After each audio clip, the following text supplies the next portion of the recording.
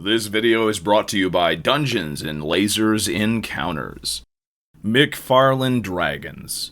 Does everybody remember these? I sure do. I picked up a couple back in the day, and I've always had great enjoyment using them on my D&D table. Sadly, though, the main line of dragons discontinued back in 2008. There were some Game of Thrones dragons that I was briefly interested in, but whenever I saw them in person at the store, I was really sort of disappointed with them, and I never picked any up.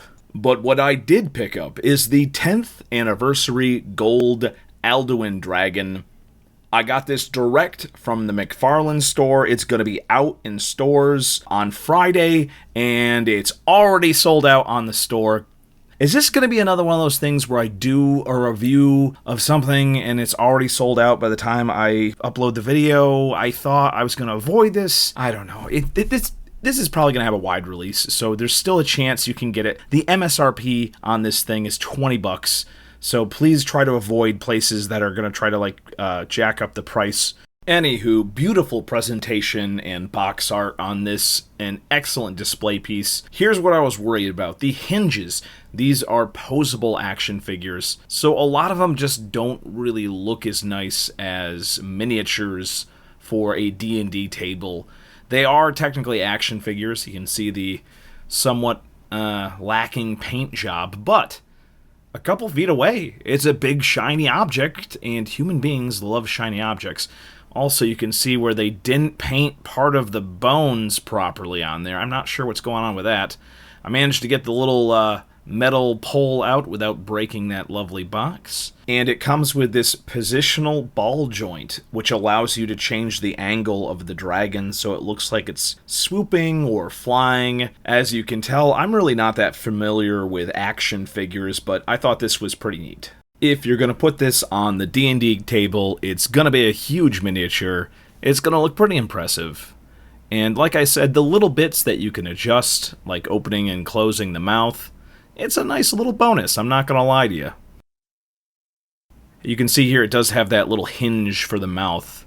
But, yeah, like I said before, if you view this thing from above, it's not going to make much of a difference. Another bonus is that you can take it off the flight stand and put it directly on the base. And it's got a little stud on there, so you can have the dragon flying, or you can have the dragon sitting on the base like that.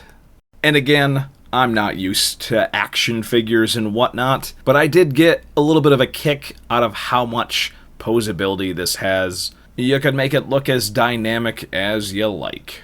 And I must note, like all McFarlane stuff, the materials are incredibly durable. The paint job is incredibly durable. You can mess around with this thing and perhaps even drop it, and it's not going to break. Like I said, metal flight rod, very nice. Very, very nice indeed. Now, of course, you're going to be looking at this thing from above, but if you want to redo the paint job, you can. Here is the battle snake that I repainted from the Raw 10 line. So obviously, if you really want, you can redo the paint job on this dragon. I'm not sure how that would affect the collectability of it, but hey guys, I'm not into collectability. I'm into cool dragons for my D&D map. But if you have a cool dragon for a D&D map, wouldn't it be great to have some terrain to go along with that dragon? Oh my god, it is sponsor time already. Today, Archon Studios will launch Dungeons and Lasers on GameFound. It's already shaping up to be an amazing selection of stuff. If you're interested in terrain, there are choices for terrain including the Elven Woods, the Swamps of Doom, and the Land of Giants, a runes set featuring a giant motif. And of course, if you're interested in monsters, then the Creatures set is definitely the pack for you. And of course, for every starter pledge, you get that Tarrasque model set thrown in for free. And also with the starter pledge or any pledge above that, you get any stretch goals, which is probably going to include a lot more scenery and miniatures. You can check out the Dungeons and Lasers Encounters on GameFound. My link is in the description. So here we have the gold dragon compared to another gold dragon that I painted up. And you know what? I think this is a very nice little collectible piece for the 10th anniversary of Skyrim. If you want to get it just as a shelf piece, or you just want to really confuse your D&D players by putting a evil gold dragon on the table, well, I think this is a very nice pre-painted collectible item at $20 MSRP. Unfortunately, it seems like it might be gone pretty quickly on Friday. So again, I can't recommend above $20 for something like this. I think $20 is the correct price point.